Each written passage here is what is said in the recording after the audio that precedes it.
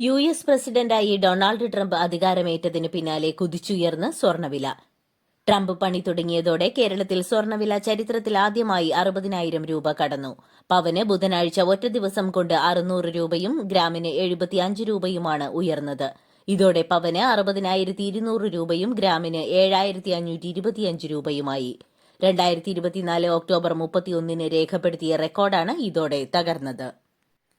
ട്രംപിന്റെ സ്ഥാനാരോഹണത്തിന് പിന്നാലെ അന്താരാഷ്ട്ര വില ഉയർന്നതാണ് ആഭ്യന്തര വിപണിയിലും പ്രതിഫലിച്ചത്. അന്താരാഷ്ട്ര സ്വർണ്ണവില ഒരു ട്രോയ് ഔൺസ് തനിത്തങ്കത്തിന് $2,705 ആയിരുന്നത് $2,755 മുകളിലേക്ക് ഉയർന്നു. ഒറ്റ ദിവസം കൊണ്ട് $50 വർധന.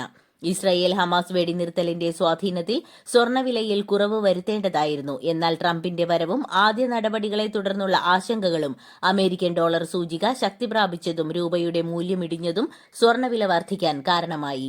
ട്രംപിന്റെ സാമ്പത്തിക നടപടികൾ വ്യാപാര യുദ്ധത്തിന് കളമൊരുക്കുമെന്ന ആശങ്കകളാണ് വിപണിയിൽ കാര്യമായി പ്രതിഫലിച്ചത്.